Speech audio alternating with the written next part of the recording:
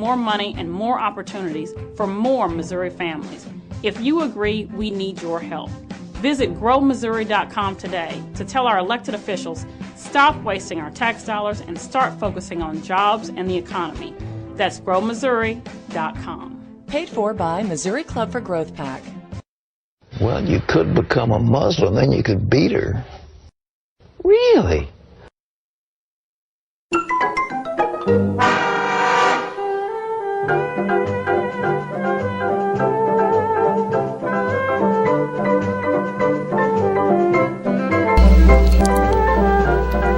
You can't make this stuff up. Welcome back to First Cup, back at the cozy confines of Studio 26 on this beautiful Thursday, and continue to play more actualities from the Reverend Pat Robertson. They should start a CBS show. Remember that one with William Shatner a couple of years ago? It flopped. It was called Bleep My Dad Says. They could do that with Pat Robertson. Of course, I think they already have such a program. It's called the 700 Club. Well, anyway, enough of that tomfoolery. What do you say we take a look at that weather forecast, shall we? Across the great country we call the United States of America. Winter weather warning right now. Here's a live look at the Fox 6 snow stick. This is out on the weather dick.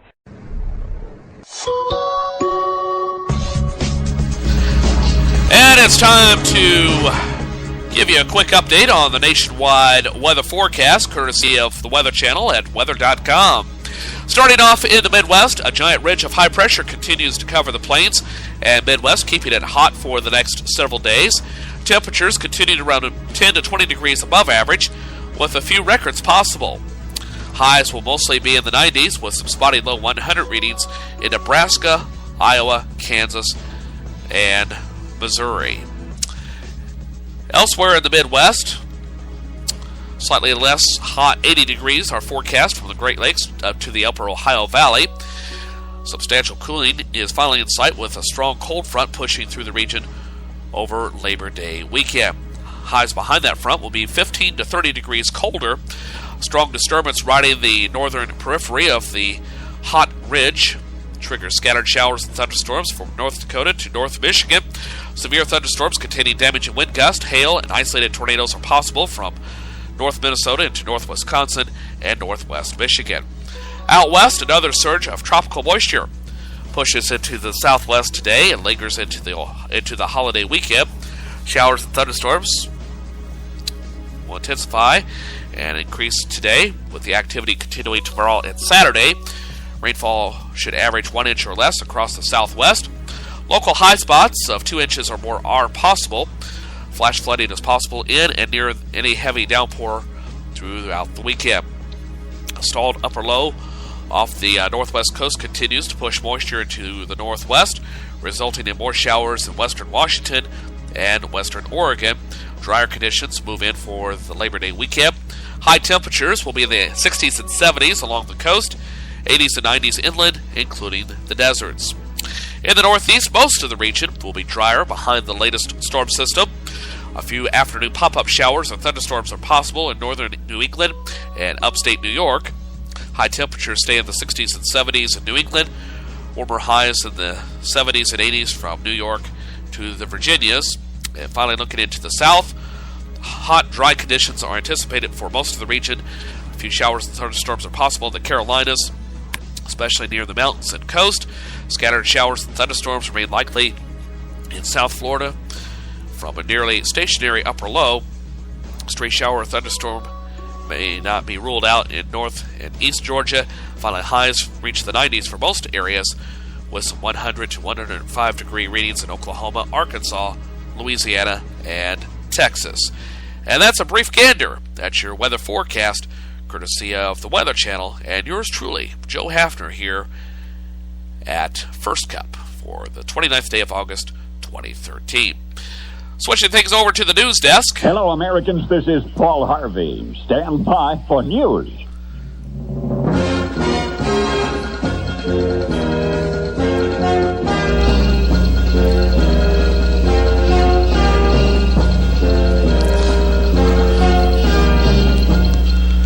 Well, President Obama said last night that the United States has determined that Syria has indeed used chemical weapons on its citizens. He also said he has not made a decision on whether the United States will carry out airstrikes against Syria as a result. The world is divided on whether to take action. Russia and China walked out of a UN Security Council meeting yesterday, while Germany and the United Kingdom agree that Syria cannot continue to go unpunished.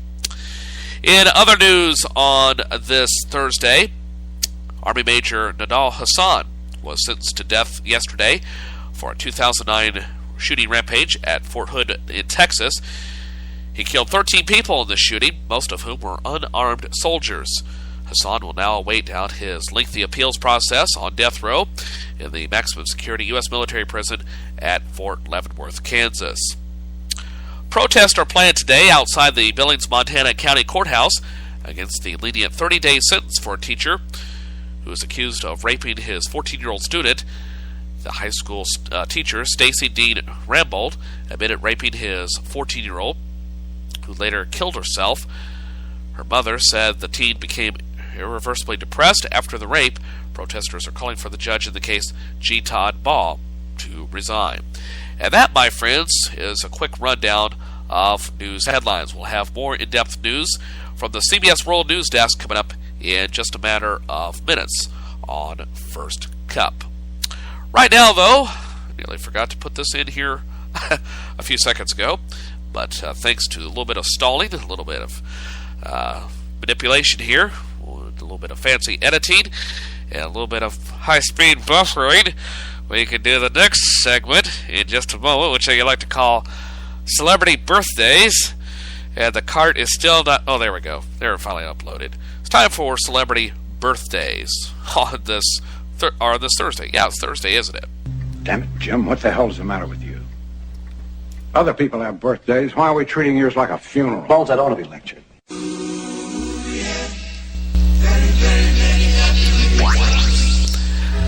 And if you're celebrating a birthday today, happy birthday, and you share it with these people. They include Senator John McCain, Senator of Arizona. He is 77 today. You know, the older he gets, the more he reminds me and looks like George McFly. Remember him, the dad in the Back to the Future movies? Looks like him, doesn't he? Go ahead, watch Back to the Future. See if I'm not right about this.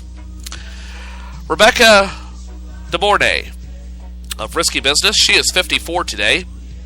Leah Michelle. Wow. She is 27. And Liam Payne of One Direction is 20. Why in the world is One Direction anyway? Is that a new band? I see their stuff, their propaganda out at Walmart and other places, but I've never heard their music, and I don't think I care to. I don't know. But anyway, if you're celebrating a birthday today, happy birthday. And coming up in just a moment, we'll have Today in History, and I hope I uploaded it, because if I didn't, this is going to be a very, very short segment. Yeah, there it is. Okay, I'll put that over here. Pop this down just a little bit, because for some reason the AP thinks that I'm deaf, and then my whole world is overmodulated. On this date in 1893, the clasp locker was patented by Whitcomb L. Judson. It developed into the zipper, which was perfected by Warren Beatty. Kids, ask your parents about that one. See, my cell phone like that joke. Okay. Well, anyway, 1893, the zipper was patented. Boy, that must have been some awkward moments though in testing. Oh, it's jammed again against my... Oh, I don't like this feeling. It's got some design flaws. I'll get back to you on this one. I don't know where I was going with that either. Things I'll do to stall for time. Well, no more stalling for time. It's time for Today in History.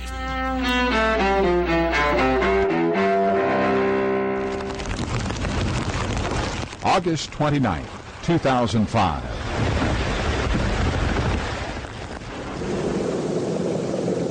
America suffers its most destructive natural disaster.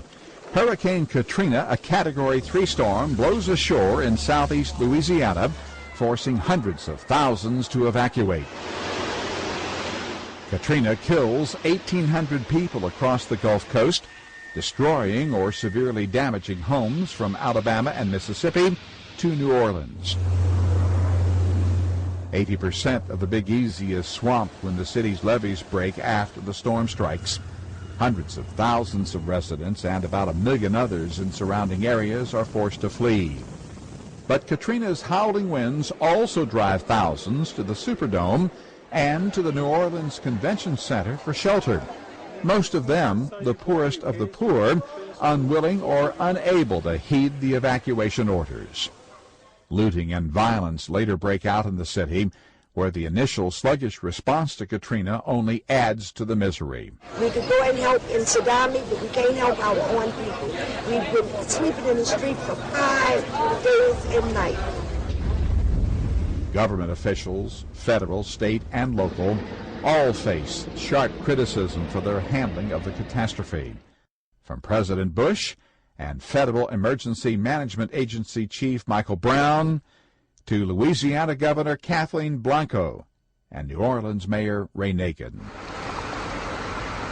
Despite some progress in rebuilding after Katrina, recovery for New Orleans and the Gulf Coast remains a long, hard road, while debate over the disaster goes on. Today in History, August 29th. Ross Simpson, The Associated Press. Stop talking about the cheating. He cheated on you. Well, he's a man. Okay. Males have a tendency to wander a little bit. And what you want to do is to make a home so wonderful that he doesn't want to wander. Really?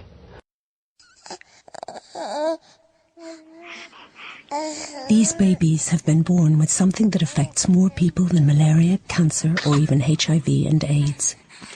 Because of it, many of them will be denied an education and condemned to a life of poverty. Thousands of them will be killed. Millions more will be victimized and abused. Because all these babies have one thing in common. They're female. From the moment we are born, society feeds us ill-placed values of a thing called gender roles. The idea that a man has a specific place in society different from that of a woman. Boys are given toy trucks and army men to play with, while girls get baby dolls and dresses. But are they any less of a boy or a girl if they wish to play with the opposite? And as adults, these stereotypes only worsen, from specific dress codes to hairstyles, to jobs and even hobbies. We are constantly being told by the media and by our peers what we should and shouldn't do according to our gender, or worse, what is expected of our sex regardless of our gender. These ideas are outdated and even dangerous. No matter what we choose to do, like, or wear, we aren't just a gender, we're a person, and that's what truly matters. We do not become subhumans who deserve ridicule if we step outside of our cliches. The only way to get rid of gender stereotyping is to educate ourselves, learn how far these injustices go and how they hold back societal growth, realize what part of our habits are harmful, and be brave enough to make a change. Because our change starts with you.